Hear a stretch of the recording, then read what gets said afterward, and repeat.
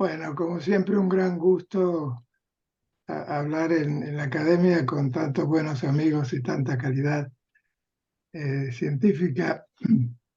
Y seguro que además estamos todos muy preocupados por ciertos aspectos que indudablemente siempre incluyen a la Argentina. Entonces, como les decía, en esta presentación Yo no le digo nada. realmente, ¿me pueden escuchar bien? ¿Sí? Sí, sí. En esta presentación tenía muchos temas, pero todos están un poco alrededor de la liquidez. Ojo, Ese concepto que todos, le digo a Susana. me parece que hay ruido ahora no. Perdón, si ustedes hablan, él escucha un ruido muy vago. Está saliendo por atrás tuyo, Luisa. No sé. ¿Todos están escuchando bien? Sí. Yo no. Pero eso Está es un detrás tuyo problema. Cambiate O de hablan lugar, Luisa. Cambiate de lugar, Luisa. Luisa. Ponete acá. ¿Por qué? Te cambio de lugar, Luisa. Está Sentate acá. El micrófono, el parlante está allá. Más cerca de acá. ¿Dónde? No, está allá el parlante. Acá. Bueno, yo atrás.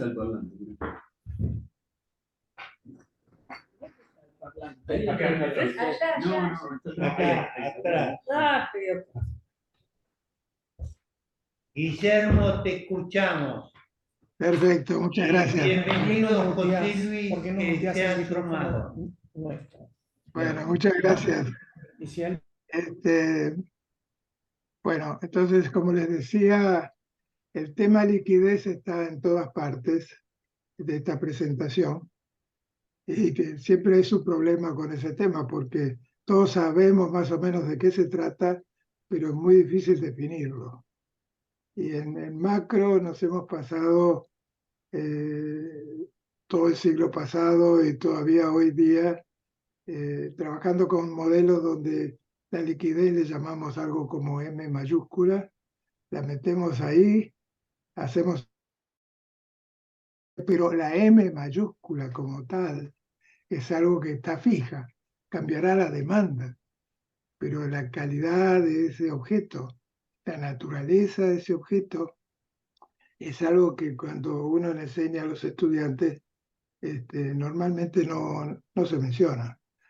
Y aún con la teoría neo-keynesiana que tenemos hoy día de New Keynesian Macro, cuando uno controla la tasa de interés, puede olvidarse de la cantidad de dinero porque esa es endógena. Fijo la tasa de interés, el público determina la cantidad de dinero, es decir, que no es ni una variable, es una variable de ajuste, pero los chicos cuando la están trabajando, el problema formal, la M ni la ven.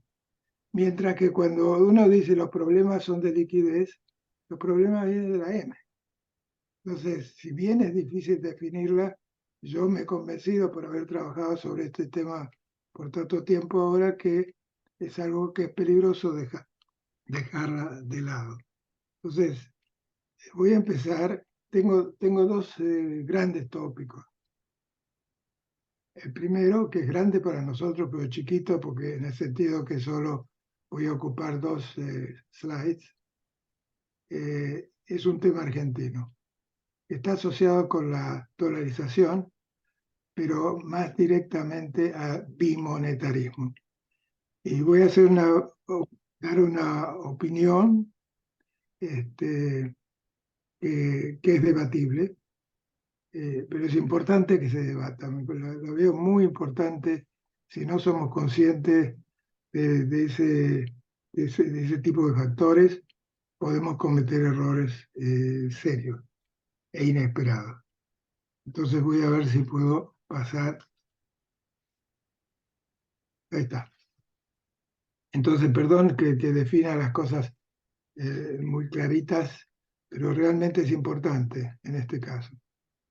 La primera afirmación, inspirada por lo que acababa de decir, es que la liquidez es tan fundamental para la economía como el oxígeno a la vida. Uno se lo puede decir a los chicos 1000 veces, pero después uno pone el modelo está muy lejos de ser eso. A lo sumo metemos en la función de utilidad M sobre P, pero como dice Clauer en su famoso papers, que está ahí listado. Es como cualquier otro bien. Si no me dicen que eso es, ¿qué es lo que hacemos? Metemos M sobre P. Entonces, es una cosa media rara, porque entra la cantidad del bien dividido por su precio relativo. Entonces es una externalidad. Y por eso necesito el optimal quantity of money. Todo eso sale de esa imperfección, ¿no es cierto? Está fantástico, pero realmente, como dice Clauber, que creo que es un trabajo, vale la pena echarle una ojeada. Yo lo había subestimado por un tiempo.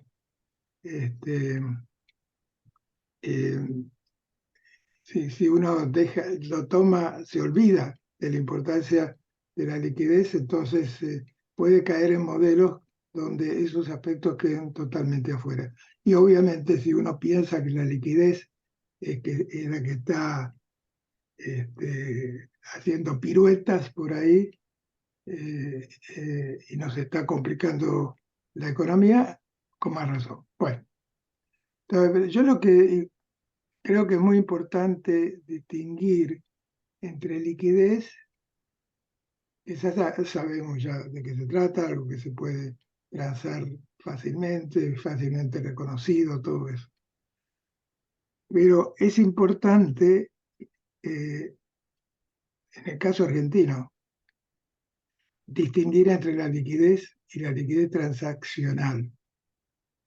Y eso es, por ejemplo, que el dólar sea de curso legal. Lo hace transaccional. El dólar es muy líquido, obviamente, pero puede no ser tener buena liquidez transaccional, que es el caso en Argentina, porque el gobierno no quiere que se use como tal cosa por el miedo que tiene que le va a causar a la tasa de cambio. Entonces es muy importante tener esto presente. ¿Por qué lo digo? Porque me voy a estar refiriendo a la idea que tienen algunos economistas, y Liendo, que no es economista, pero está muy cerca de serlo, propone precisamente el bimonetarismo, que de paso se ha dicho, lo defino como el uso de dos monedas que tienen liquidez transaccional. No simplemente que tienen liquidez, porque si no, sí, el dólar, el euro, el yen, también son. Pero lo importante es qué es lo que se puede transar cuando yo voy al chino de la esquina y me quiero comprar un sándwich. El otro día me decía un amigo que había estado por Buenos Aires que trató de pagar una botella de agua con $1 o algo por el estilo, y el bolichero le dijo, no, por el momento no se puede, pero si vienen unos días seguramente se podrá. Es decir, bien interesante hasta qué nivel la restricción de que no sea transaccional parece tener efecto en Argentina. Entonces, bimonetarismo sería que yo tengo dos. Por el momento tenemos una. Y el que no hace la diferencia entre liquidez transaccional y la otra dice, no te preocupes, ya el dólar está ahí, todo el mundo tiene dólar, todos saben lo que es el dólar, estamos muy lejos de aquella vez que Perón dijo, ¿quién ha visto un dólar? Todo lo contrario. A veces uno debería hacerse la pregunta, ¿quién ha visto un peso hoy día? Pero bien. Entonces, bueno, insisto en esto porque es muy tonto lo que estoy diciendo, es muy obvio. Pero en la discusión me preocupa que no se menciona con suficiente intensidad. Entonces, ¿cuál es mi preocupación? Entonces, la primera línea acá es lo que acabamos de ver. ¿Cuál es mi temor? Mi temor es que se produzca una fuertísima corrida contra el peso, reduciendo la base del señoreaje. Es muy difícil saber cuánto. Y dado que tenemos al menos dos grandes econometristas en la sala, yo diría a ver si conseguimos evidencia, porque sí hay evidencia, por ejemplo, en Venezuela, luego de la hiper que han tenido, hipercampeona del mundo, que han tenido, es impresionante los números, claro, después se rompe todo. Liendo dice, miren Perú 1993, se tomó el bimonetarismo y no pasó nada. Claro, pero la crisis había sido en 1990. Es lo mismo que nos hubiera pasado a nosotros después de la crisis de principios de los 2000. O sea, ya se rompe una serie de cosas. En primer lugar, muchos contratos nominales en términos reales se despedazan, los problemas fiscales tienden a mainarse, en fin, todo eso.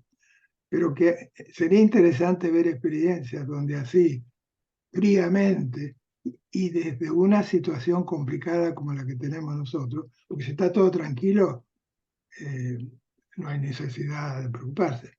Pero si estamos en este tira y afloja entre el dólar y el peso, y todas las restricciones al costado, de golpe decimos, mira, podés ir a pagar.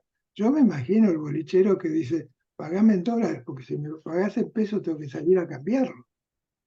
Y el otro que tiene dólares dice, yo si quiero pagar, necesito pasarme a pesos si no los tengo.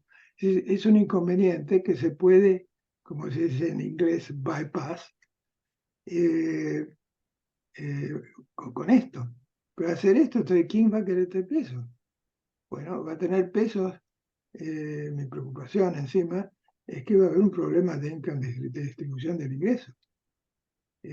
Porque hay gente que le pagamos en pesos, como los jubilados, en fin, ustedes lo saben mejor que yo. Hay toda una parte importante de la sociedad que le pagamos en pesos.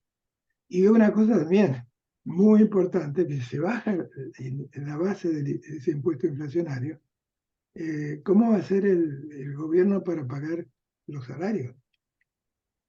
Y las transferencias que hace, que son muy importantes. Se le bajó la base y va a tratar de pagar lo que pagaba antes en términos reales con la nueva base. Ahora, yo no sé de repente si esto es muy drástico, que yo temo, pero es pura intuición, que lo sea. De golpe nos encontramos en una situación donde el máximo, el Laffer Curve, si recuerdan, el máximo que en steady state yo puedo recuperar o conseguir en términos reales, podría estar debajo de lo que es necesario para mantener las transferencias en términos reales. Entonces lo va a llevar al Banco Central o al gobierno a emitir una tasa más alta que la máxima que se puede, y eso es el camino seguro a la hiper. Entonces yo creo que es muy peligrosa y a veces me pregunto, porque los veo mencionar en los programas de televisión que uno ve acá para estar más o menos al tanto de las cosas, con mucha naturalidad por mucha gente. Bueno, se hace eso y el resto sigue. Y me temo que hasta puede haber intenciones políticas, porque realmente si uno fuera malintencionado, ¿qué haría? Le diría a Bullrich, decir que lo primero que vas a hacer es dejar que el dólar sea como medio de pago, y entonces esto revienta, pero se le revienta a masa, ¿no? Veo la tentación de la oposición para usar de una manera maligna, obviamente, pero cuando en esta lucha política que estamos viendo y vemos que se están haciendo cosas que son muy desagradables, muy antisociales, uno diría. Entonces la preocupación es que por eso digo, gente que esté de acuerdo con mi posición, yo creo que habría que estar atento para tratar de que esto no prospere, la idea porque suena tan inteligente la cosa, no tengo que hacer nada, los dólares están en el mercado. Lo único que tengo que hacer es dejar que paguen y todo el mundo feliz.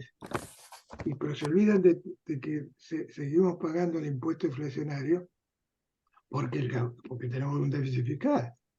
Entonces eso no lo voy a poder evitar. ¿Y qué estoy haciendo? Bombardeando la capacidad de el señoriaje de ayudarme a financiar eso. Es decir, si eso está acompañado por un ajuste fiscal, ningún problema, ¿no? Pero por lo que yo escucho, yo no soy experto en los números de Argentina, no son insignificantes. Y ya tenemos problemas. Si encima le bajamos la base del señoriaje, creo que estamos en un camino en el que nadie puede saber. Yo les digo, he estado escribiendo sobre bimonetarismo por bastante tiempo, pero no enfocándome en estas cosas exactamente. Pero veo que este aspecto en particular no he encontrado una fuente para decirles, aquí hay cierta evidencia que lo que yo estoy conjeturando ahora va a ser, es realista. Por eso es necesario alguien que pueda meterse en los números. Yo lo dudo. Que encontremos suficientes datos. Sí, este primer puntito son 2 slides. Creo que lo podemos discutir después. Por favor, si sienten que algo de lo que dije no entienden o yo no me expresé bien y quisiera que yo lo elabore un poquito, con mucho gusto, es el momento. Una discusión más amplia yo tendría cuidado porque el tiempo va a volar.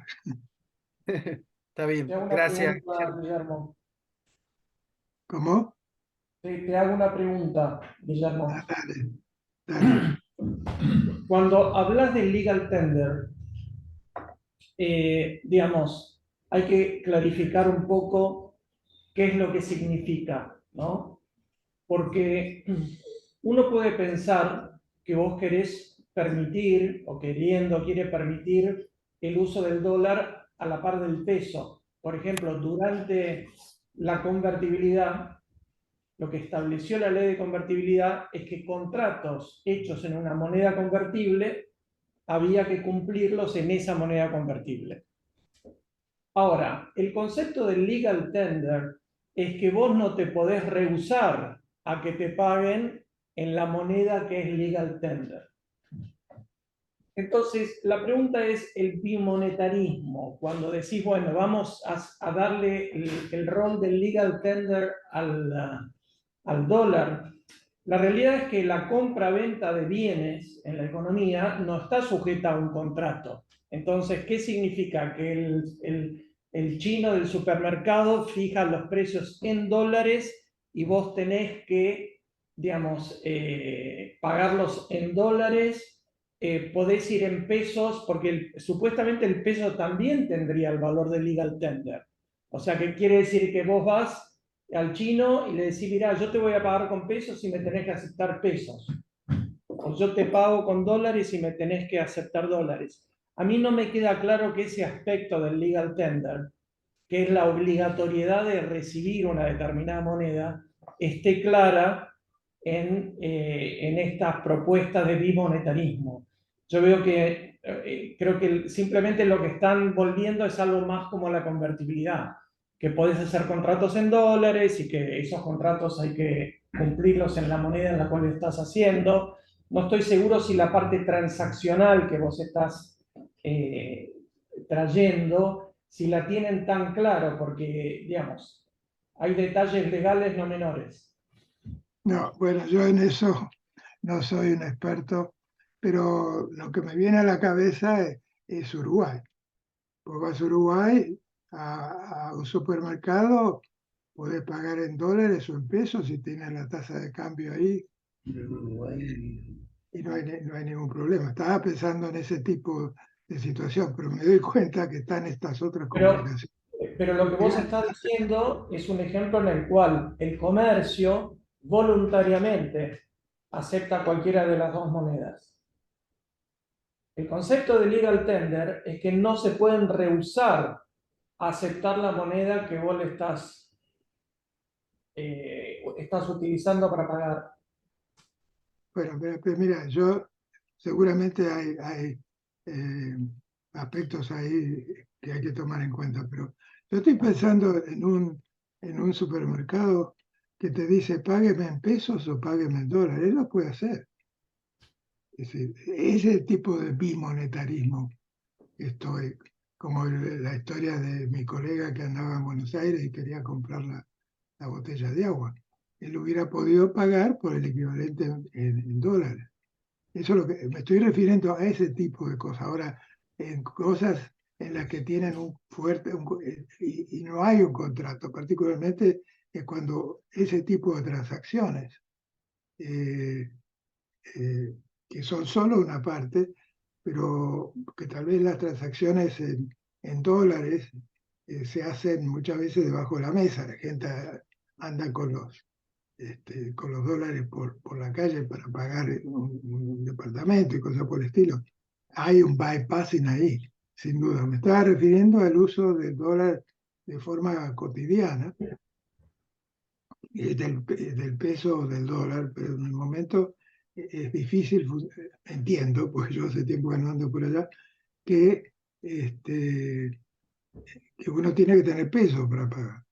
Y no hay ningún contrato anterior. Cuando uno toma un taxi, no hay no hay un contrato, es decir, creo. Es decir, si me dejan pagar en dólares y el tachero acepta dólares, se acabó en principio. Acá la diferencia, pero, no, y ahí se podría hasta hacer en forma totalmente privada, pero me preocupa más el comercio día a día en los supermercados, que posiblemente ahí donde debe circular mucho más el peso. Y si de golpe yo le quito esa base al peso, imagino la gente va a estar más cómoda eh, en principio con el dólar. Cuando quiera correrse hacia el dólar va a haber una depreciación muy fuerte. Eso es todo, esa es mi conjetura, pero ir más allá, hace cosas que yo no las he pensado y lo hace más rico el tema. Así que yo sugeriría a trabajar, Pablito. Vale. Muy Eh, bien. Una pregunta tengo yo, Guillermo, breve, y te dejamos que avances. Vos en el último tiempo has estado trabajando dentro del tema de liquidez en esta idea de price theory of money, digamos, ¿no? De la forma en la cual el papel sucio, ¿no? Se acepta y se transforma en un mecanismo para que luego los salarios se fijen, etcétera. En el caso del bimonetarismo, la duda que uno tiene es qué pasa cuando esto se larga con el tipo de cambio entre las dos cosas, ¿no? Y qué es lo que puede hacer que la demanda de dinero se volatilice en pesos, la demanda de dinero en pesos se te volatilice o te desaparezca. ¿Hay alguna conexión con eso que vos has estado elaborando recientemente de lo de Price Theory of Money o lo ves más como el viejo?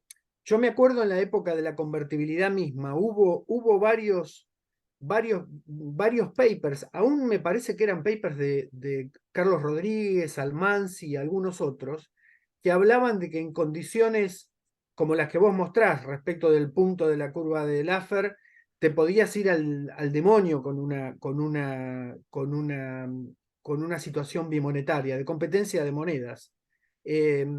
No sé, esto ¿vos estás pensando en ese modelo tradicional o estás pensando en alguna otra cosa más reciente por tu trabajo sobre Price Theory? yo siempre mi estrategia cuando presento ideas, entre comillas, nuevas o menos familiares, Sí. trato de usar el modelo más simple posible para que la discusión no se confunda con otras cosas que no están muy bien entendidas. Por ejemplo, el Price Theory of Money yo lo vengo pregonando hace un montón. Realmente es una idea que yo redescubrí personalmente, pero después cuando leí la General Theory la encontré en Keynes. Y Sí. es que es otra cosa, pero se agrega a esto, y en lo que yo tengo ahí planeado para presentar hoy, me refiero al tema. La idea, para los que no están familiarizados, que dice Keynes, atendeme, el dólar, digamos así, para hablar de una moneda importante, no da su papel de fiat money, ¿no? Es un papelucho pintado. ¿Por qué vale? ¿Por qué la gente lo toma en serio? Y él lo que dice, su conjetura, es que medio que los precios van antes que la cantidad, en principio. Los precios se fijan en dólares, por ejemplo. ¿Qué le hace eso al dólar? Nada. Pero resulta, ¿qué tal si lo fijan, pero son inflexibles por un rato? Sticky prices, como se dice en inglés, ¿no? Sticky prices. Entonces, sticky prices quiere decir que yo sé que el boliche de la esquina vende Coca-Cola, voy a comprar Coca-Cola y yo con eso ya tengo idea de cuánto vale mi dinero. Y como los precios no se están cambiando todos al mismo tiempo muy fuertemente, bajo condiciones normales, yo pienso que el papelucho ese tiene un valor real, pero realmente el que me está dando el valor real de él somos nosotros, from the way up. Entonces la idea de price theory of money es, en vez de monetary theory of prices, Países. es divertido ponerlo así, porque uno dice, mira vos, de golpe estamos dando vuelta a la causalidad. Por supuesto, yo no estoy diciendo que M no cause P, pero que P, si es más o menos confiable, en el sentido que no se cambia todo el tiempo, le da fundamentos al M. Porque la gente entonces se queda contenta. ¿Cuál es el problema de la Argentina ahora? Bueno, obvio, no sé cuánto va a valer ese M pasado mañana, en términos reales, porque están todos cambiando los precios. Cuando hago eso, nomás eso, puede destruir al peso, cuando uno lo piensa desde la perspectiva del price theory of money. Así que sí, efectivamente, gracias que hayas tenido el tema. Esa es una variable que no la pensamos en la teoría tradicional. Si la inflación aumenta, decimos, como sube la tasa nominal de interés, la demanda de dinero cae, entonces sí, va a haber una corrida contra los precios. Pero lo que estoy diciendo, esto puede llegar a ser mucho más radical. Si empieza a haber esa volatilidad y además tengo esa tendencia tan fuerte, la gente dice, esto no vale nada. Y si no vale nada, entonces hay una discontinuidad. Y de paso se ha dicho, yo creo que ese es algo que tenemos que meter en la teoría económica. Yo la tengo todo el tiempo porque son las cosas que estaba pensando. Porque si uno agarra la macro, todo es medio continuo. Hasta puedo tomar derivadas. Pero me pierdo ciertos fenómenos, algunos de los cuales yo he enfatizado, por ejemplo, el tema de sudden stop. El sudden stop no es que es una caída un poquito de flujo de capitales, sino una fuerte caída, una discontinuidad. Y en esta crisis que estamos viendo, y donde la Argentina yo la veo venir aún más fuerte si siguen con estas tasas, y explicado en parte por el precio alemán, es que de golpe se desaparece la demanda. Siempre queda, ya sabemos por las historias de la Segunda Guerra Mundial, que la gente iba con la carretilla y todas esas cosas. Pero eso nos da una base del impuesto inflacionario ínfima y toda la evidencia empírica muestra que eso es lo que pasa con la base. Al final no recaudas nada. Entonces eso te lleva, si tenés obligaciones sin peso, a emitir más, etcétera, etcétera. Así que sí, muy buena la pregunta, Fernando. Creo que eso es, y me preocupa, ya que estamos, y esto es algo que iba a mencionar al final, pero no importa, me preocupa, por ejemplo, Estados Unidos, que está empezando a usar el dólar como un armamento. Entonces eso llevó obviamente a que la China tenga incentivos para tratar de que su moneda sea un medio de cambio competitivo con el dólar, cosa que le está costando mucho. Yo no, por razones que menciono en la última parte de la presentación, eso yo lo dudo, porque en fin, hay otras cosas.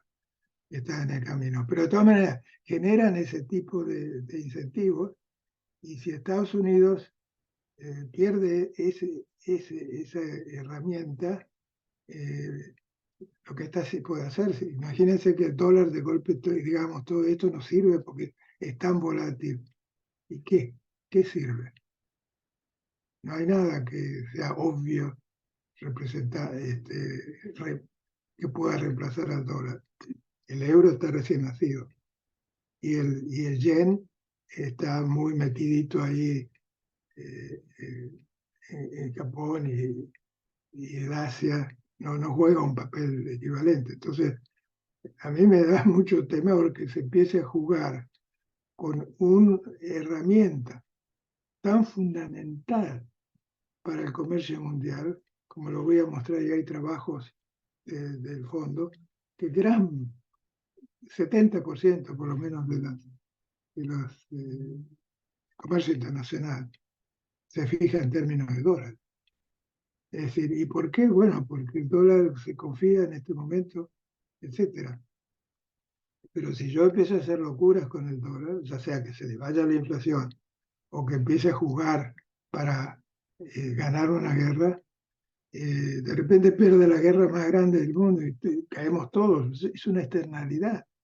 Si desaparece el dólar ahora, yo no sé qué pasa con Wall Street. Wall Street funciona por los Treasury Bonds, porque ¿por qué es tan rápido el movimiento en Wall Street? Porque tengo un backup. ¿Y qué está en el backup? Otro papelucho sucio. Es una deuda que es divertido encima si uno lo piensa. Dice, che, pero ¿cómo le confían al Treasury Bond? ¿No ven que tiene un déficit y una deuda enorme? ¿Qué hay atrás del Treasury Bond? Más papel. Y sin embargo, tenemos la fortuna, todos, porque es una externalidad para todos, que exista ese instrumento que nos permite hacer comercio internacional, que es indispensable. No, en fin, yo les dije, estas cosas cuando uno las agarra no sabe dónde termina. Pero, en fin, tal vez podamos dejar esto, así paso lo que veo, cuánto tiempo hemos estado, bueno, no tanto, media hora. Pero esto que voy a hablar ahora,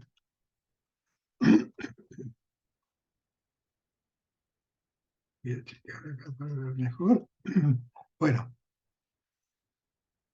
lo que se llama Global Financial Crisis hoy día es la que empieza con la crisis de Lehman hasta hoy día. Y lo que quiero decir, ojo, no nos confiemos de la liquidez. Y ahí otra vez vuelvo a pensar en esa famosa M de los modelos macro, que son tan bonitas, que tienen una demanda más o menos estable, qué sé yo. Estamos viviendo en un mundo donde la liquidez se está portando mal, nos está sorprendiendo. Y por ejemplo, antes de esa crisis, el consenso era que, ¿se acuerdan? Teníamos todas las crisis, empezó con el tequila, y cosas que pasaron, llegaron hasta la crisis peor de todas para los emergentes, que fue la de Rusia, a fines de los 90. Contagió a todo el mundo, a nosotros también, por supuesto, pero a todos los emergentes. Y entonces, pero claro, el epicentro había sido Rusia.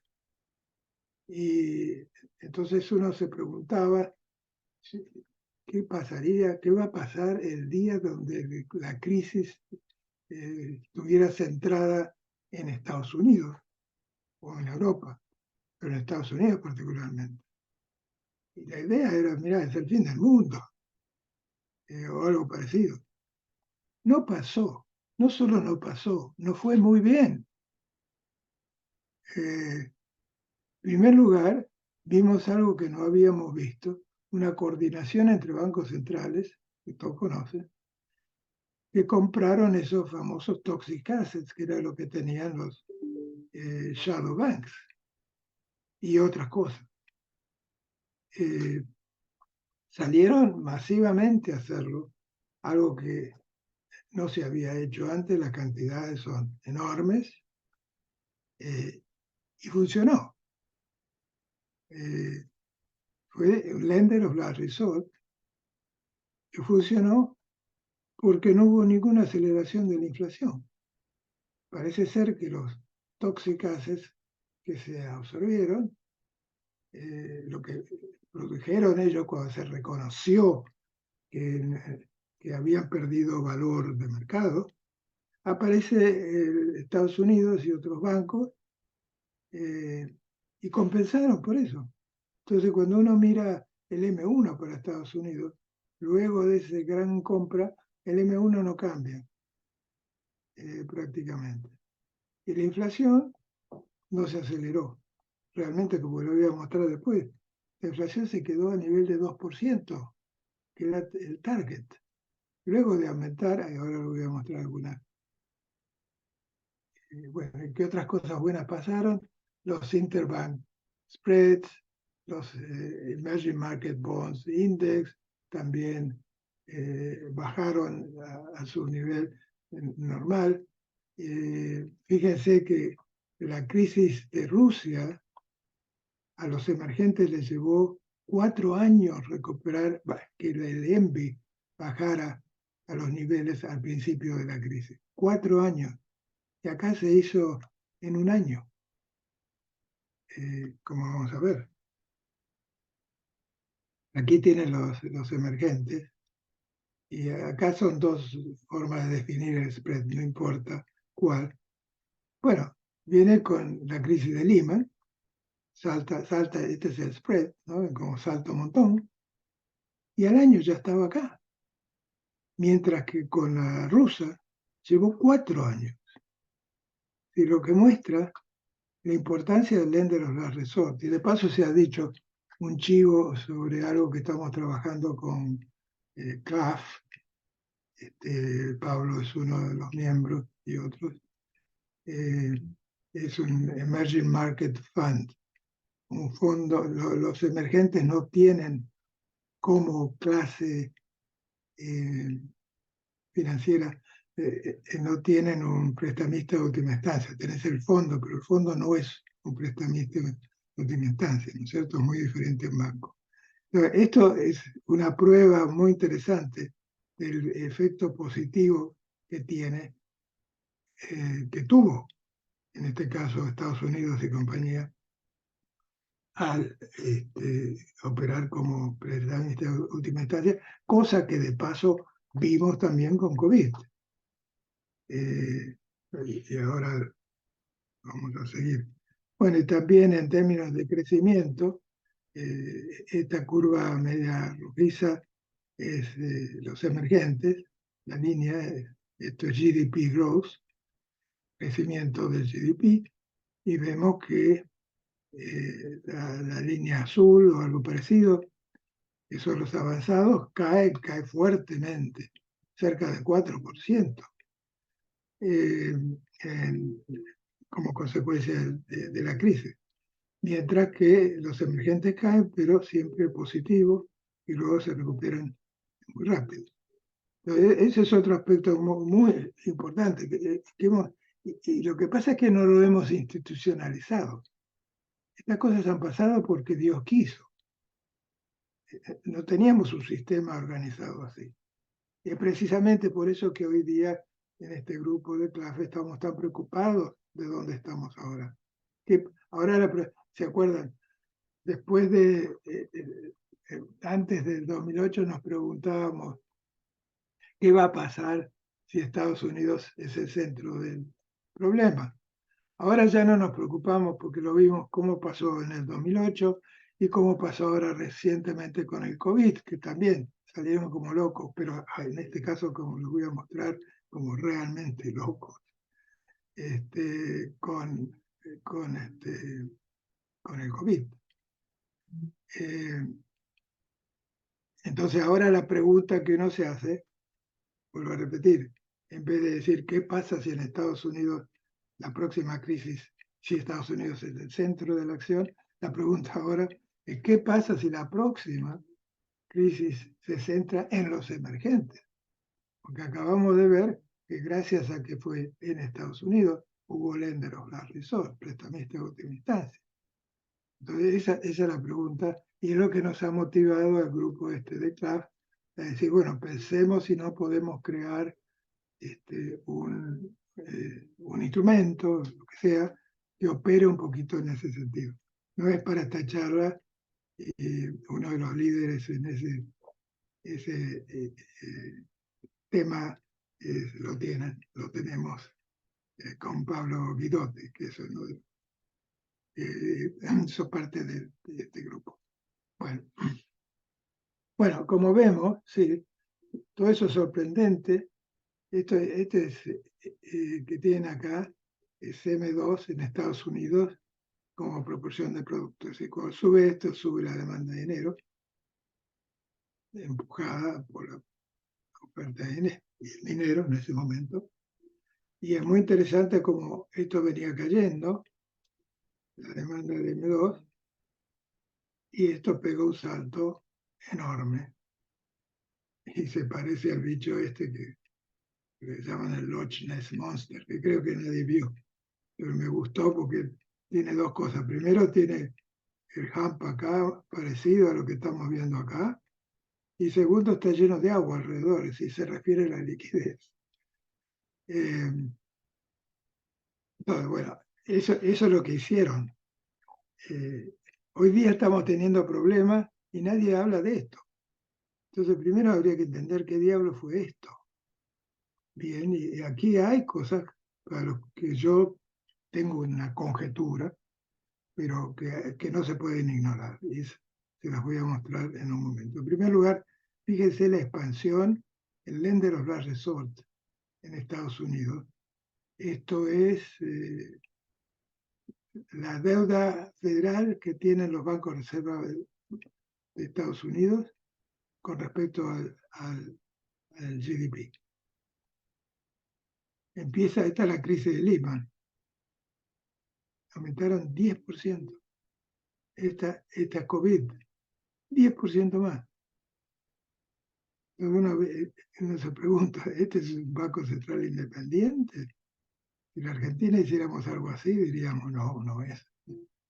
Bueno, se compró toda esta deuda de gobierno y además funcionó y no produjo inflación. Por eso digo, la liquidez es tramposa. Pero otra cosa que voy a estar enfatizando, que me parece muy importante entender la inflación que hemos sufrido recientemente en el mundo, es que esta subida de la liquidez, digamos así, es equivalente a esta en prácticamente 2/4. Esto llevó 12 años. Y acá 2/4. Entonces yo me pregunté, decía, che, pero a mis amigos que estaban trabajando ahí en la FED, ¿por qué? ¿Qué pasó? Más bien estaban muy orgullosos.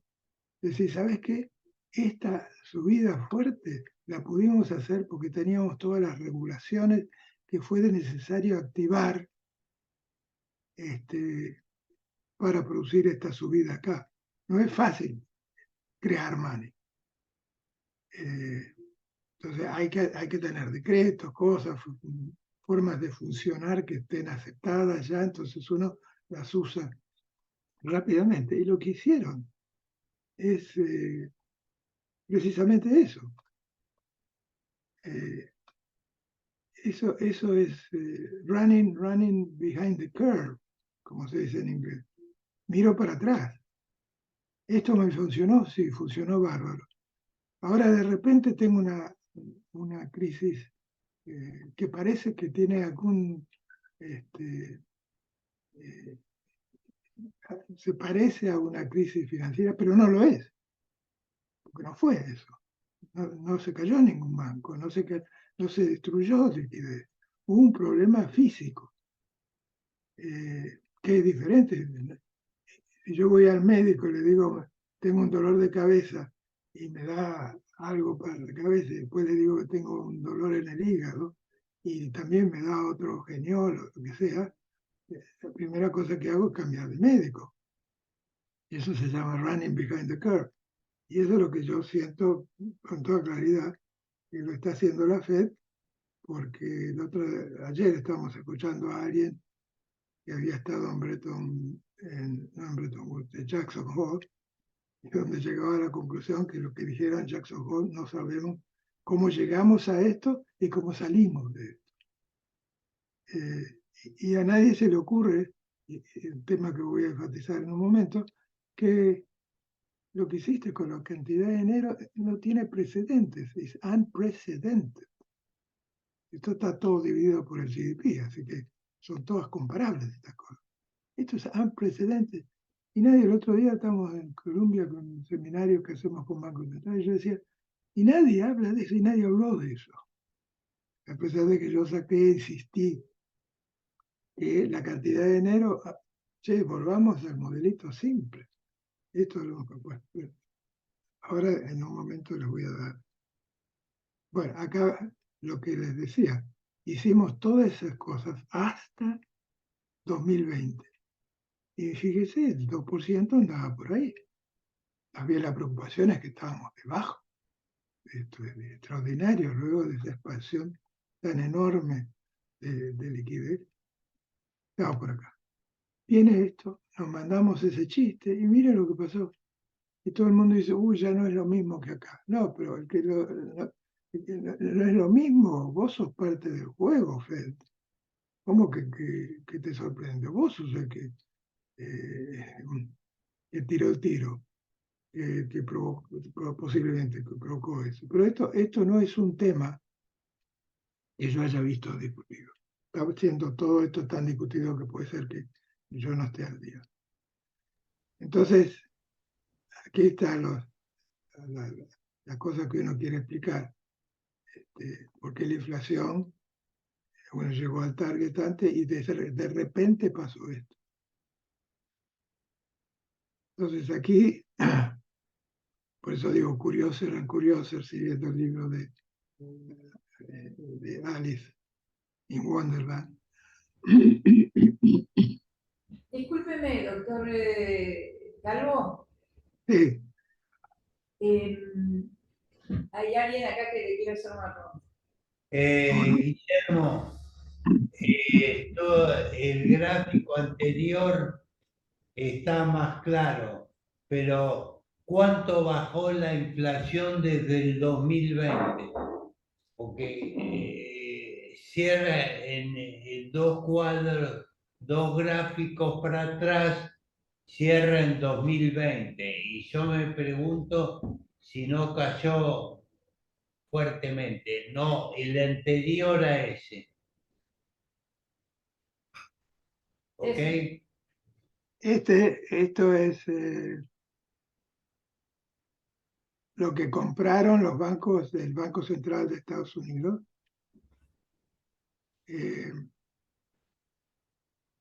Stock de deuda federal, digamos, obligaciones del Tesoro. Eso es lo que es esto. Esto no es inflación. Esta es la cantidad de dinero. Ya sé, pero la inflación subió hasta el 6% anual y después ha caído bárbaramente, ¿no? Eso está en los dos gráficos posteriores. Claro, Sí. sí, de eso Ahora, yo me voy a referir a eso. Justamente. Yo creo que este gráfico, Guillermo, ¿hasta qué fecha llega? Mira, honestamente. Porque tengo entendido, a ver, todos los gráficos que vi sobre esto, creo que muestran que empieza el quantitative tightening a partir de más o menos mitad del 2022 y que baja un poquitito ese stock. Pero Sí. poco, no mucho. Sí, sí. Y Pero los gráficos justo cuando empieza a bajar es donde empieza a bajar la tasa de inflación. Sí. Bueno, déjame que intente yo explicar cómo es esto. Estoy de acuerdo contigo, porque yo sé que he visto gráficos de esto, que baja esto un poco, pero not all the way, Exacto. not all the way, es un poquito. Ujú. Y eso se podría, pero no veamos a ese nivel las cosas todavía. Dame la oportunidad de mostrarte lo que tengo. Algunos de estos gráficos, yo los voy, obviamente, los voy haciendo, no son todos del mismo momento. Entonces algunos tienen más información que otros. Por ejemplo, este seguro tiene más información porque lo acabo de hacer. Entonces aquí se ve lo que decía Juan, la caída, lo que decías vos también, Pablo, de la inflación. Sí, pasó.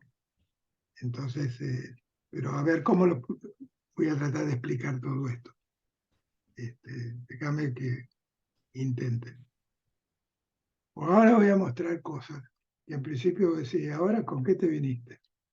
No, parece diferente, pero no.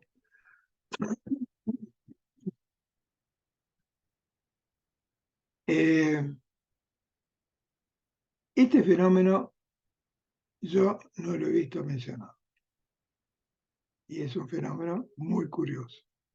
Fíjense que M2 venía creciendo y de golpe, excepto por esto de acá, que este es el episodio que estábamos hablando hace un ratito, esta velocidad, les recuerdo porque yo me confundo fácil siempre, que cuando baja la velocidad aumenta la demanda de dinero, ¿no?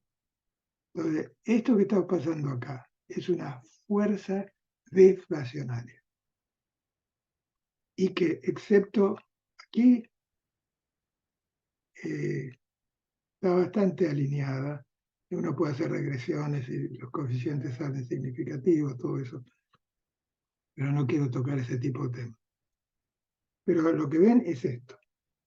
Esta tendencia no es algo que hayamos visto antes. Llama la atención, diría uno. Mirá, te has metido con una crisis acá de la Madonna y lo que ha provocado esto es un aumento de la demanda de dinero, no de un momento, ¿sí? En forma de tendencia. Les voy a mostrar más evidencia en un momento. Eso es lo interesante. ¿Cómo lee uno eso? Yo lo leo como que ha habido una ruptura en el 2008 con respecto al concepto de liquidez. Mientras que antes se pensaba que la liquidez era plentiful, como se dice en inglés, y nadie se preocupaba, y la Fed hace lo que quiere y arregla lo que quiere, pero luego de esa crisis en que se destruyeron los toxic assets y otros problemas que ha habido, aún hoy día se está discutiendo mucho la estabilidad de los treasury bonds. Leen en un artículo que acaba de salir, ayer había salido en el Financial Times, hay gente que está muy asustada que esto no aguanta, que está sobre alfileres el sistema financiero. Pero en fin, no voy a entrar en eso. Entonces, eso podría ser, digamos, podría ser que la gente dice, no, dame los M2 y que me siento más seguro. Pero la cuestión todavía hay que explicar por qué diablos es que existe la tendencia. Podría ser que sea el once and for all, caída de la velocidad, ¿no es cierto? Pero no, hay una especie de tendencia. También lo puse con el federal, la deuda federal. Pero la deuda federal es también, por los treasuries, tiene cierta liquidez. También para ver si no me estaba olvidando algo, dije, bueno, no tomemos toda la deuda federal, sino aquella que está en manos del público. El público incluye el público en Estados Unidos y el resto del mundo. Y la misma cosa, y cayendo aún más fuerte. Y de paso se ha dicho, esta es la colita a la que me estaba refiriendo. Esta caída abrupta, sí, que vimos acá, que vemos acá, que vimos en la anterior. Esto es lo que pasó. Le metieron un montón de liquidez al sistema Y el sistema lo tomó de sorpresa, uno podría decir, y luego reaccionó. Y reaccionó y volvió al tren. Ahora, ¿qué pasa cuando yo estoy acá y vuelvo al tren? Que la demanda de dinero cae, la inflación sube. Entonces, uno puede ver esta inflación, salto de inflación que invito al presidente, como un resultado de un aumento, lo que enseñamos siempre en Econ 101, que M tiene algo que ver con P. Y al final, si M es el efecto dominante, la fuerza dominante, M va a llevar a P, excepto que haya otras cosas. Para estas otras cosas podrían ser estas que yo estoy enfatizando acá, que hemos entrado en un periodo donde la liquidez es mucho más cuestionable, porque hasta que se cuestione seriamente en un artículo bastante largo del Financial Times, que los treasuries son peligrosos, que se discuta eso como posibilidad, cuando siempre se ha pensado que lo más firme, lo más confiable del mundo. No es de sorprender de repente que cosas como, aunque estas tengan una tendencia, pero en fin.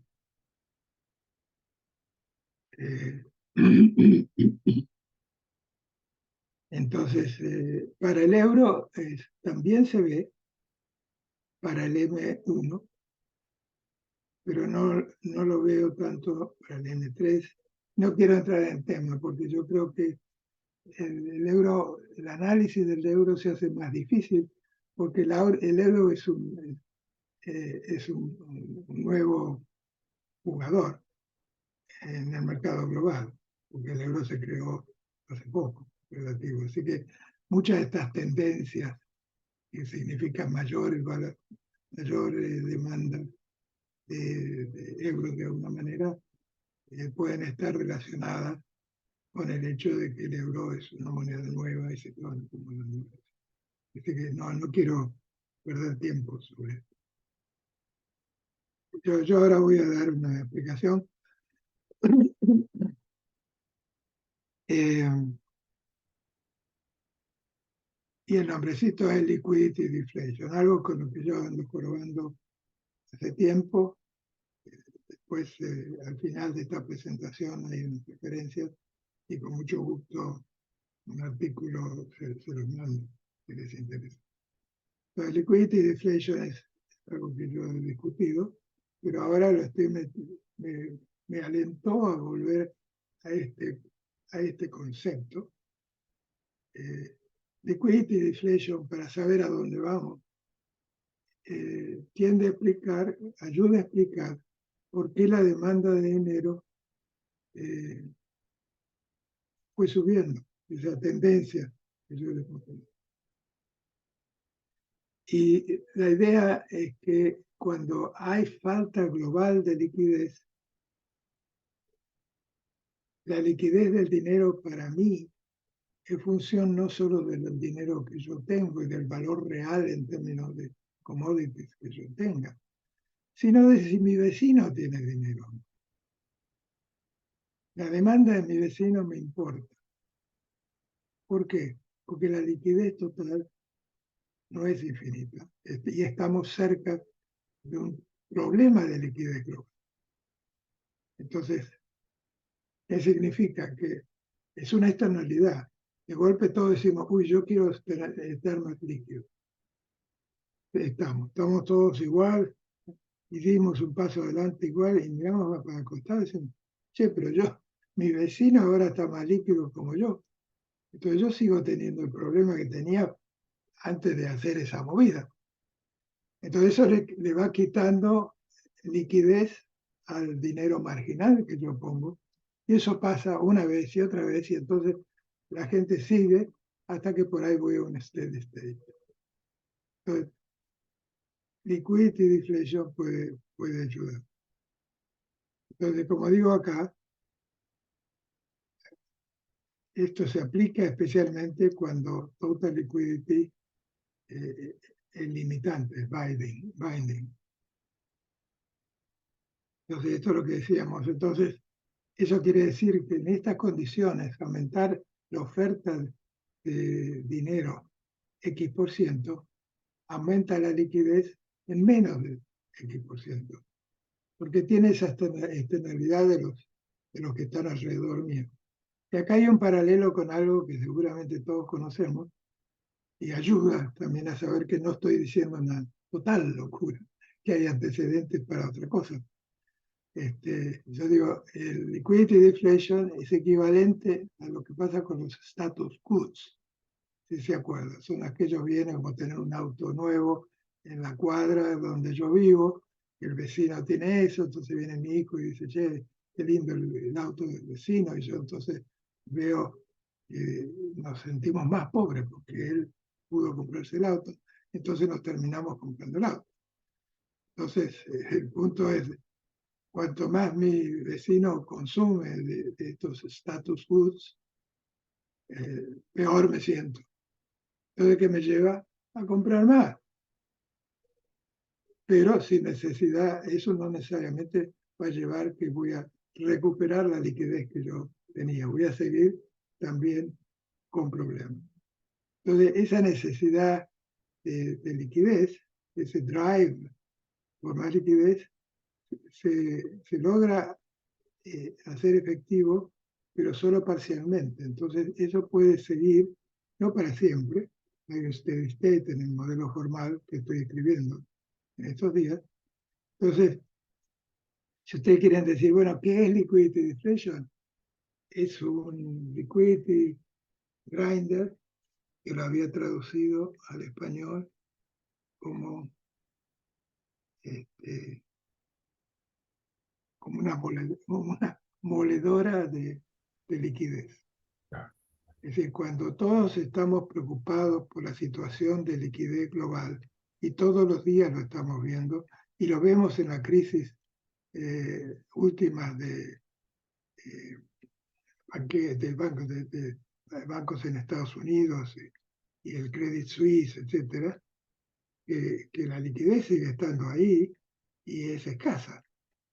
En consecuencia, no es un tema que el que está jugando en estos mercados tiene que tomar en cuenta y los bancos van a estar mucho más preocupados en ser suficientemente líquidos, tal vez depender menos del Banco Central, porque va a depender de la política que se les ocurra a ellos, cuando uno ya hoy día se da cuenta que el Banco Central runs behind the curve y cosas por el estilo. Entonces, bueno, esta es una hipótesis. Estoy hablando con algunos econometristas y bienvenidos los econometristas de la sala si están interesados en esto, porque creo que puede ser un tema muy, muy, muy interesante. Hay que darle alguna respuesta a la caída de la velocidad. Ahora, ¿qué es lo que vemos? Es decir, ¿por qué la inflación? Ahora sí, vamos al punto. Con todo esto, esta cháchara que acabo de dar yo, a ver, decime, a ver, che pibe, a ver qué nos podés contar. Susana, veo que ha levantado la mano. Sí, por favor. Quería saber, porque el tiempo es escaso, a las 3 tenemos que terminar, y quería saber si no podías acelerar las 12 o algo así de transparencia que te falta pasar. ¿Qué opinas, Guillermo? Ahora ya son las 2:10, ¿no? Sí. Son 2:10, Sí. tal cual. ¿Hasta cuándo tenemos? Hasta las 15.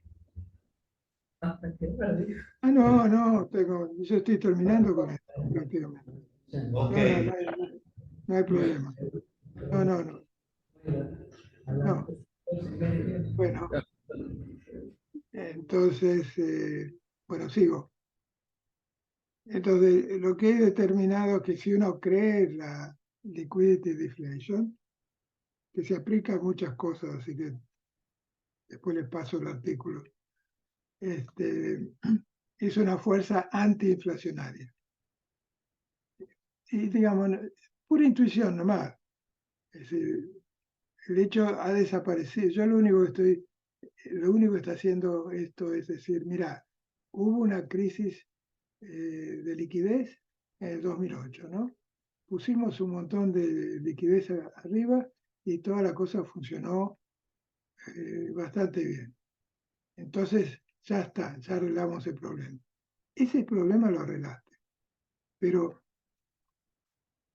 lo que no necesariamente arregla es que la gente se sienta más segura con la liquidez. Porque ahora de repente antes se vivía en el mundo de la felicidad, en que cualquier banco abría, tenía activos que se consideraban válidos, es decir, fuertes. Y de repente eso te dice, no, no es así, todos los días aparecen cosas raras y la cuestión esta del oeste de Estados Unidos reciente ha probablemente reforzado esa sensación. Entonces, por eso es que hay elementos que podrían hacer que la gente se vaya sintiendo que la liquidez es más escasa. Y eso tiende a bajar la tasa de inflación. Entonces, pero hay una fuerza, la otra de la que siempre le contamos a los chicos en clase, que es la oferta monetaria. Y como ya vimos, como digo acá, el recuerdo, en 2 cuatrimestres hicimos lo que nos llevó 12 años después de 2008. Hicimos algo, vaya si es fuerte eso. Entonces, una de las explicaciones del salto es que los bancos centrales pusieron un montón de liquidez en el mercado y dominó a liquidity deflation, porque yo no estoy diciendo que liquidity deflation, esa fuerza domina a cualquiera, no, son dos que ayudaba a que la inflación fuera baja, pero ahora le pusiste un camión de liquidez que no habíamos visto en toda la historia de 1900 disponible en los datos de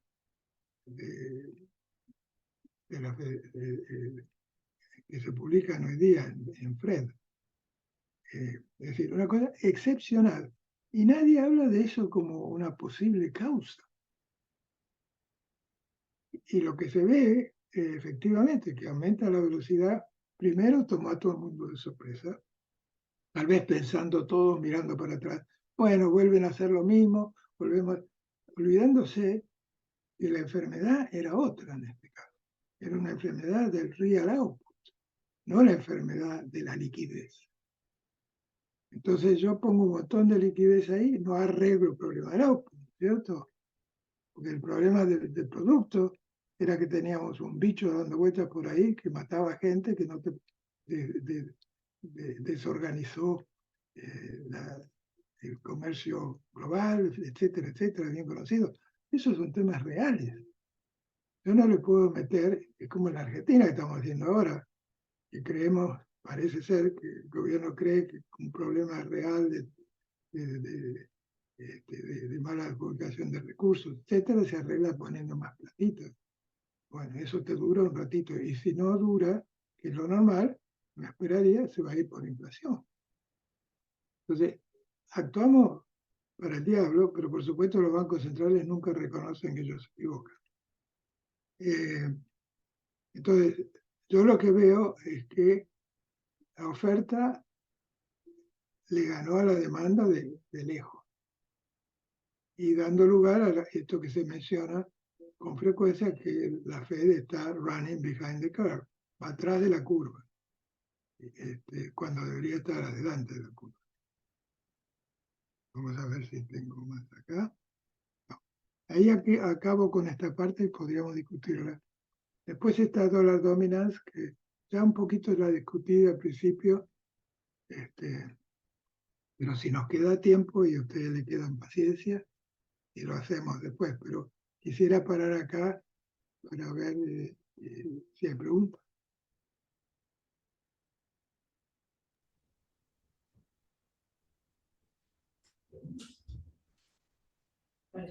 Guillermo, esta explicación de la inflación en términos monetarios, digamos, ¿vos pensás que es lo que está detrás de que la argumentación que muchos hacen en Estados Unidos basados en la curva de Phillips haya estado equivocada?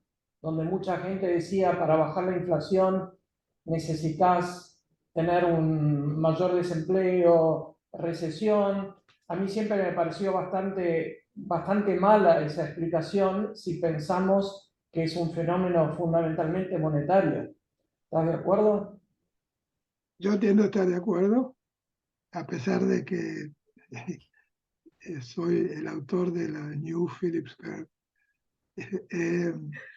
Pero estoy de acuerdo contigo. Yo creo que lo que estamos hablando acá son temas. ¿De dónde sale esto? De meter un poco más el ojo o la mano en qué es liquidez y cómo se hace la liquidez. Eso no tiene nada que ver con el desempleo, en principio. Al final, te digo, yo esto, en el paper que estoy escribiendo, y tengo ya las notas matemáticas, si alguien no puede esperar para verlo. Yo tengo un modelo con sticky prices y pongo lo que llaman hoy, perdón por la autorreferencia, la calvo pricing, que es la nueva Phillips Curve, ¿no? Es decir, yo uso la Phillips Curve, pero nada más que para jugar con la dinámica de los precios.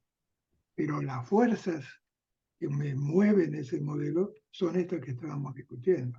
Exceso de liquidez momentánea y la liquidity deflation que me da. Lo que tenés con esas dos cosas, tenés un modelito muy simple donde vos aumentás la cantidad de dinero, los precios se van ajustando y se van ajustando en vez de un saque de a poco y tiene que ver con la liquidity deflation. Pero estoy de acuerdo. A mí nunca me gustó la Phillips Curve. Uno tiene que vivir con ella.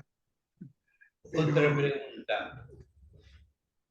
¿Te parece viable que Estados Unidos pueda llegar más temprano que tarde a la inflación de 2,5% como es la meta, ¿no? Porque hubo en agosto, creo, una pequeña suba de la inflación y preocupó. ¿Vos lo ves como algo preocupante o como algo pasajero, más bien? yo lo que veo es que lo que estamos experimentando ha sido un aumento de la cantidad de dinero sorpresiva y la gente no tenía los instrumentos para evaluarla. Y lo que yo veo siempre es la tendencia de mirar para atrás, porque es lo único que uno tiene. Y más instituciones que son responsables, siempre me trae la memoria de lo que decía Keynes. For reputation is better to fail conventionally than to succeed unconventionally. Entonces, cuando se les dispara la inflación, que miran ahí a ver el librito, che, ¿qué hacíamos antes? Y subíamos la tasa de interés, dale. Pero, ¿y por qué pasó esto? Cuando no había pasado antes. Cuando vos emitiste tanto porque pensaste que no iba a pasar. Es decir, me estás hablando de un modelo que sacaste de la galera desde 2008, no hablábamos de ese modelo día a día porque estábamos enfrentando otras cosas bien diferentes y ese modelo no explicaba. Ahora se pone a usarlo como si, no, conventional wisdom está claro, si se equivocan, van a decir, es que así hemos funcionado por tantos años y esa es la manera, y bueno, y entonces no los matan. Pero realmente si uno lo mira así fríamente, fue un error. Y ahora, la pregunta es, si yo uso un modelito, que lo tengo, pero es un modelo, ojo, los teóricos no tenemos derecho a imponer nuestras ideas, apenas una conjetura. Pero en mi modelito lo que pasa es que si yo aumento fuerte la cantidad de dinero, voy a tener una inflación. Que si yo no hago más que eso, no sigo haciendo eso, va a ser una inflación momentánea, porque voy a volver al trend, que es para abajo. Entonces, ya se va a arreglar solo. Ahora, ¿qué están haciendo ellos? Se apuraron ahora a bajar un poco la cantidad, ni bajar la cantidad de dinero, no creo que haya pasado, pero no han renovado ciertos contratos, en fin, no quiero entrar en detalle. Y eso hace que sea aún más rápida la convergencia a donde habíamos partido. Pero hay que absorber esa liquidez. Eso es como yo lo veo. Sí, se va a arreglar solo. A mí lo que me preocupa, y uno no sabe porque todos los días están cambiando los anuncios que hacen, en algún momento dijeron ahora de volver a subir la tasa de interés. Y yo digo, pueden terminar generando una recesión innecesaria. Y yo te digo así, a boca de jarro. Mirá, lo que hicieron los tipos, me preguntan. Yo te digo, aumentaron la cantidad de dinero 10% del producto. Una cosa así. ¿Qué va a pasar? Y va a subir el nivel de precios, diría uno. ¿Pero eso te va a causar inflación? Bueno, no, si no hiciste más que eso, no te va a causar inflación. La vas a ver como inflación, claro, porque hay que absorberla. No va a aumentar todo en un día, porque los precios son sticky. Pero vos quédate tranquilo tomando tu cafecito a la tarde ahí en el FED y se va a arreglar solo. Pero no, están todos muy preocupados ahora porque antes cuando pasaba eso tengo a Taylor Rudd, pobre Taylor, mi buen amigo. Creo que en este caso no es muy relevante. Y salir a decir, voy a cumplir con la regla de Taylor, y la regla de Taylor no tiene nada de lo que está pasando. Es preocupante que realmente, si uno lo pone así, a mí me cuesta dormir. Guillermo Ok. de Pablo, perdón. No, miro los gráficos de caída fenomenal de la velocidad de circulación y tengo ganas de salir bajando a comprar oro. Eh, Perfectamente, claro. Por eso digo yo que si Estados Unidos no maneja esto bien, puede hacerle perder al dólar esa cosa que es esa capacidad de fascinación que tiene con el mercado. Gracias a esa coordinación entre los usuarios de la liquidez, hemos llegado a determinar que el dólar sea lo que es. Pero eso depende de una cosa muy sutil. Si empezamos a desconfiar del dólar, así como desconfiamos del peso, no a esos niveles, por supuesto, va a haber una salida del dólar hacia otras cosas. La pregunta es si el oro va a ser suficiente o cómo va a ocurrir eso. Lo que pasa es que eso, ¿sabés? Lo que a mí me preocupa, Juan Carlos, es que la coordinación, llegar a una situación donde por razones individuales los países deciden sin ningún contrato adoptar el dólar, eso es un milagro. Es algo para mirar con respeto, ya sea dólar, yen, lo que sea, ¿no? Estoy hablando del dólar. Mirar con cuidado, decir, y encima, cuando mirás, decís, y las transacciones en Wall Street en que se hacen en dólar, ¿cómo se paga, cómo se fija el precio de las commodities en dólar? La voy a mostrar. Este es un gráfico interesante del fondo, un artículo del fondo, que trabaja, una de las coautoras es Gopina. Bueno, no voy a entrar en los detalles, pero el hecho de que estén todos estos puntos acá, quiere decir que estas son exportaciones e importaciones que se hacen en dólares por países que no son Estados Unidos o entre Estados Unidos y los países. Es decir, entre ellos, los países usan el dólar sin que no hay ninguna regulación, no hay legal tender, regulation, nada. Se hace en dólares, punto. Y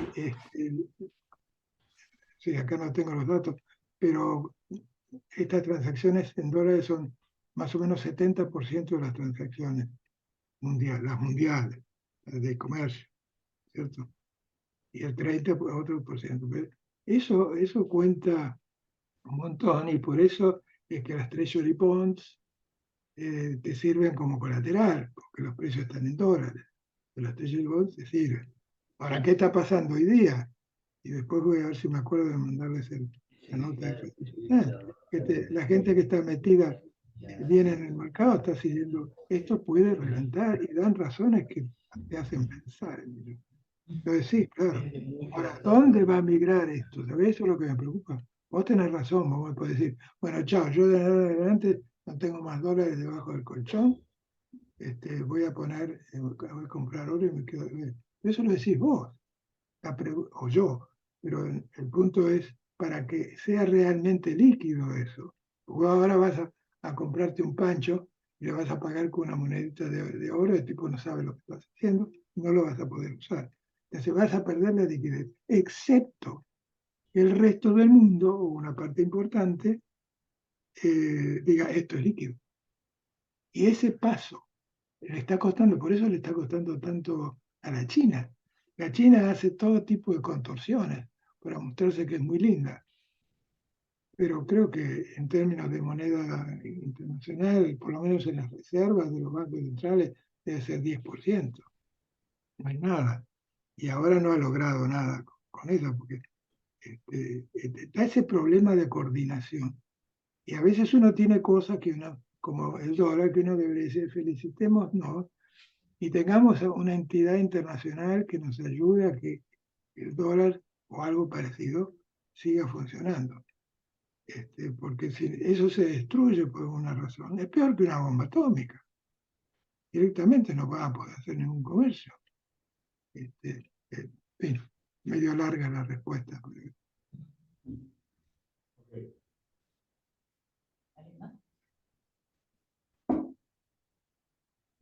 Eh, ¿No hay No hay preguntas? más preguntas, al parecer. No hay más preguntas. Bueno. A ver, y tenemos tiempo, ¿no? Sí. Voy a hacerlo. Espero, no es solo de tiempo, espero no haberlo cansado con tanta chacha. Bueno, ¿cómo estás, Guillermo, para el 9 de octubre, que se anuncia el Nobel? ¿Estás nervioso o qué? No estoy nervioso porque es imposible. Bueno, Ya está, me quedé tranquilo. es imposible. Un tipo que es Distinguished Fellow de la American Economic Association ya se está posicionando. Sí, si tuviera 20 años, sí.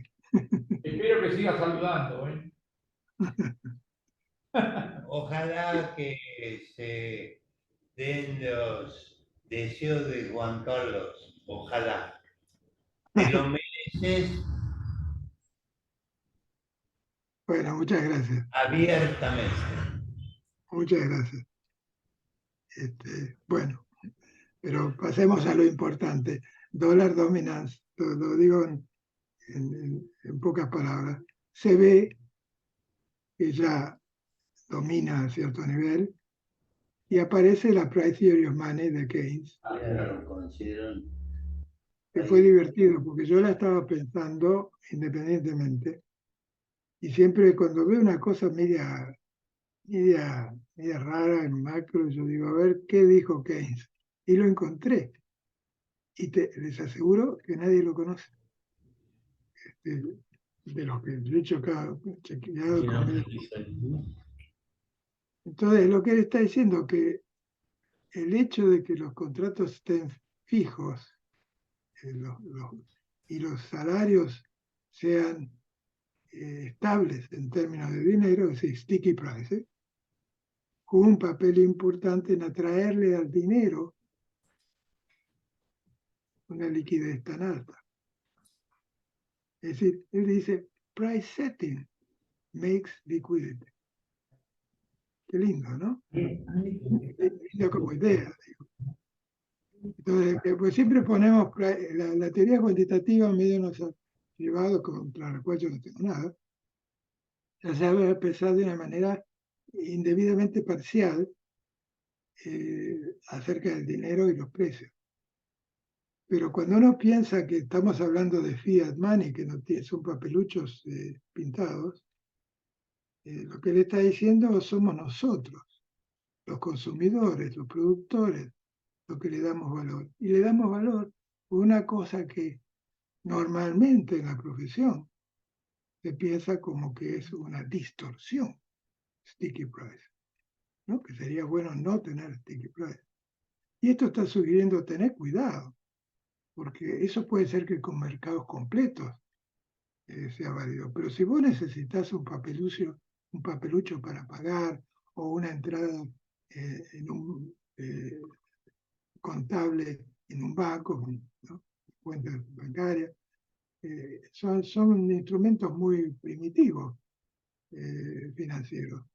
Mientras tengas eso, vos querés que no se desplome su valor, que es perfectamente posible, particularmente si uno habla de paper money, ¿no es cierto?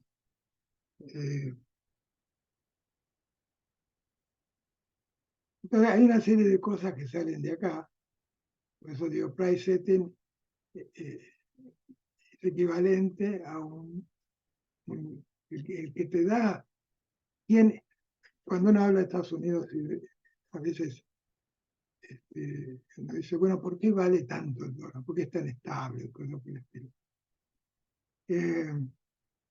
Y te dicen, porque es un país rico. Sí, claro, los ricos también hacen default. Y además, el papelucho que te dieron no dice en ninguna parte que te van a dar un sándwich. No dice nada. Entonces, ¿quién te lo va a pagar?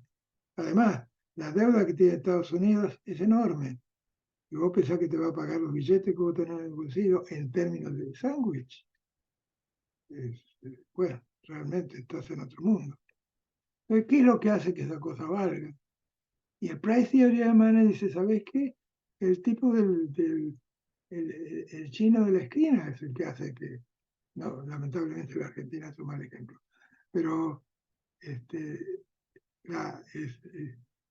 el boliche donde voy a almuerzo todos los días, lo que me da a mí una idea de cuánto vale ese papel y él me hace la transacción. Yo le doy el papelucho sucio y él me da un sándwich. Y por eso vale, no por el Estado, en principio, ¿no? Entonces, es una cosa bien profunda para pensar. Y entonces eso lo lleva a uno a hacerse una serie de preguntas que no voy a responder acá. Pero, por ejemplo, bueno, por eso le he puesto este chiste. In God we trust and sticky price. Entonces, sin sticky prices, esto es un papelucho.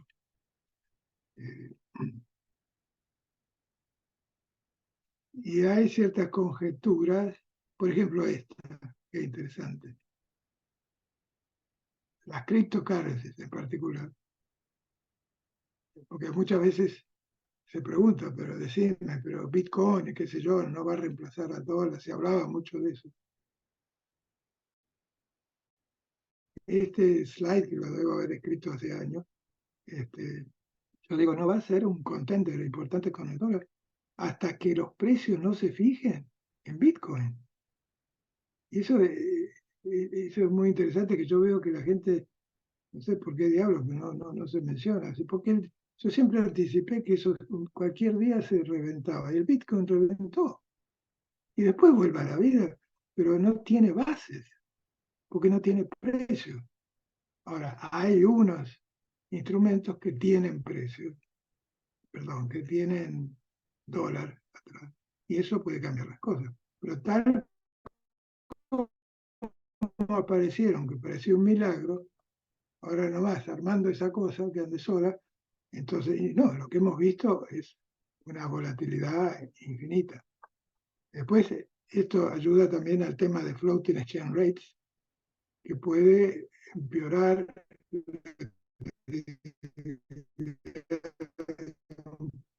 país. Estamos teniendo En la baja cabeza recepción, doctor Calvo. a pensar. La nuestra dice. Ah.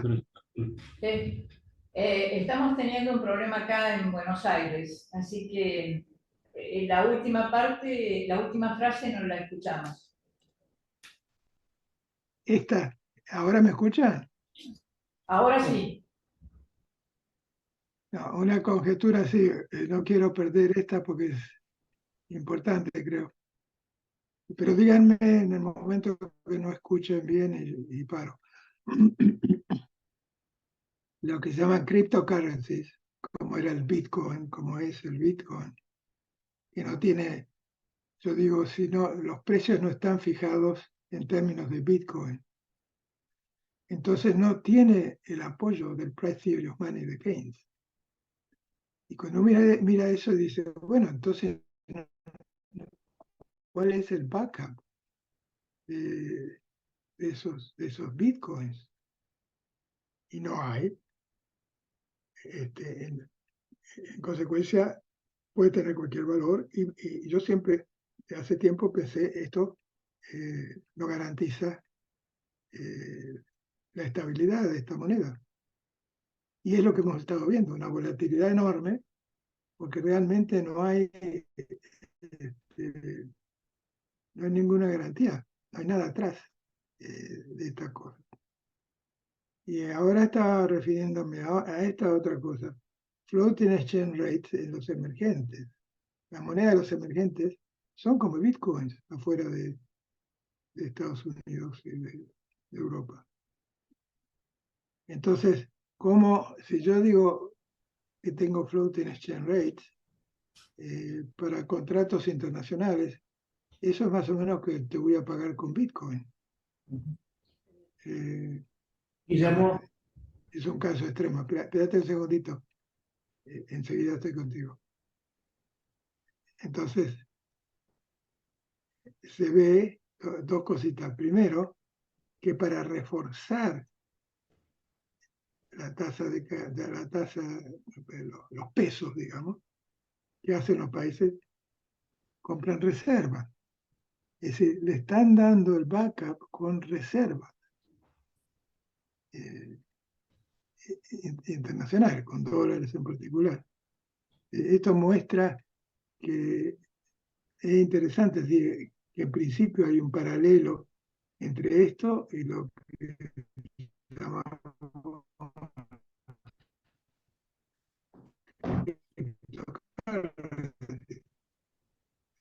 no es lo mismo, por supuesto. Y eso al mismo tiempo racionaliza, porque es una manera de parecer que sos serio, que no no estás emitiendo bitcoins, si vos querés usar tu moneda de manera internacional, entonces fijás, te pegás al dólar. Es decir, que parecen ser resultados de la fragilidad que tiene la moneda en sí misma, y especialmente monedas que no tienen el respeto del resto del mundo. Perdón, paro acá, adelante. no, sí, la pregunta, digamos, el comentario que te iba a hacer es que este último punto sobre la flexibilidad es importante si volvemos a la discusión del bimonetarismo y la gente haciendo un paralelo con la convertibilidad.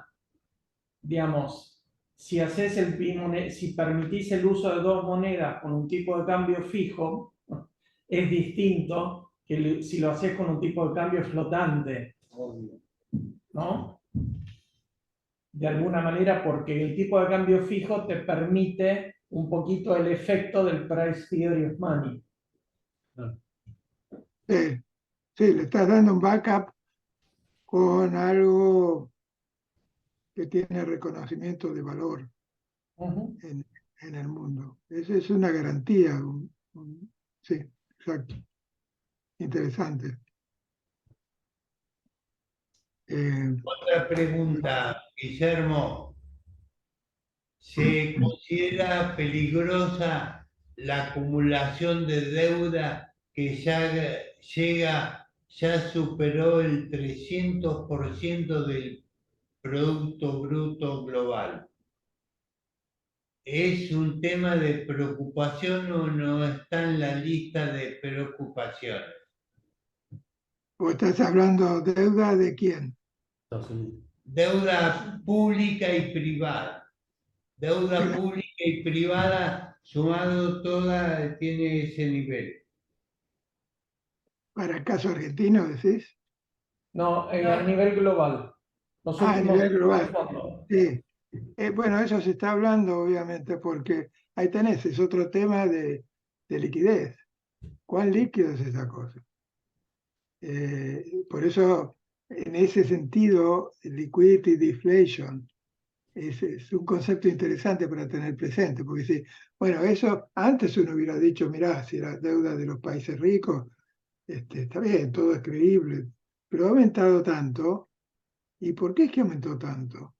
La respuesta es que mía es que es una conjetura, ojo, no tengo verdades. La respuesta es que la gente ha visto que se destruyó un montón de liquidez, que no es confiable ciertas cosas, y trata de irse a otras que tengan algo de realidad atrás, que puede ser el GDP de los grandes países, cosas por el estilo, y especialmente la deuda, porque sobre el dólar, sobre el fiat money no hay garantía, pero con la deuda en principio hay más garantías. Se está yendo en esa dirección y creando liquidez que nadie le tiene mucha confianza. Y si uno se compra mi idea del liquidity deflation, es una liquidez que no se hubiera creado si hubiera confianza, si está basada en falta de confianza. Y si hay alguna realidad atrás de eso, quiere decir que puede haber un desarreglo importante, y es lo que está hablando el mercado. Yo leo más al mercado micro financiero que al macro, porque el macro pienso que yo tengo un modelo mejor. Pero en la micro, ellos saben cómo se está ahora negociando y que lo que se está hablando mucho es la fragilidad de los treasury bonds, por ejemplo, una deuda muy en los trillones. Más, no, con los treasury bonds ya son más grandes que el GDP de Estados Unidos. Entonces, sí, es preocupante por ese lado, pero la verdad, que como se dice en inglés, the genie is out of the bottle. Eso ya pasó. Ahora tenemos esa bestia ahí afuera y cómo vamos a manejar si, si empieza a haber un desequilibrio y de repente Estados Unidos, usando los modelos viejos, empieza a apretar, si todavía la inflación no bajó tanto como yo pedía, podría producirte un descalabro muy rápido. Ese es el temor de todo esto. Estamos, cuando los equilibrios son continuos, que yo muevo una variable y me paso a otro punto fenómeno. Pero conocemos ejemplos, y estos son ejemplos de ese estilo, que si yo me equivoco puedo romper el juguete. Y lo hemos visto, ¿no? Con la liquidez son las cosas así. A veces nos han dado buenas noticias y otras muy malas. Y yo temo que estamos en una coyuntura, por lo menos por lo que leo, no soy un experto en eso, para prestar atención.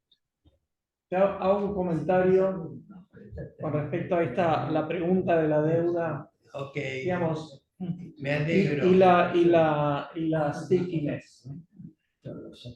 Digamos, yo durante mucho tiempo, digamos, pensaba el caso japonés, ¿no? El caso de Japón es un país que tiene 250% producto de deuda, y cuando vos preguntás, pero ¿cómo es que eso es sostenible? La respuesta que te daban o que te dan es, bueno, es que son los japoneses los que tienen esa deuda, ¿no? Los institucionales, los fondos de pensión.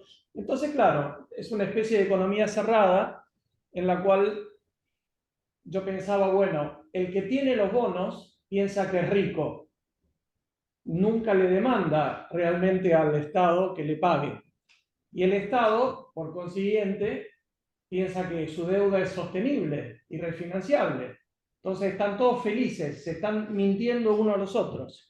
Pero en el fondo es un equilibrio que hace pensar bastante en el concepto de stickiness.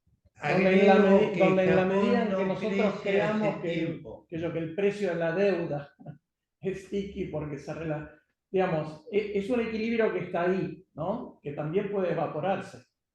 Te agrego que está estancado hace muchos años Japón. Está flat, digamos, en el PIB.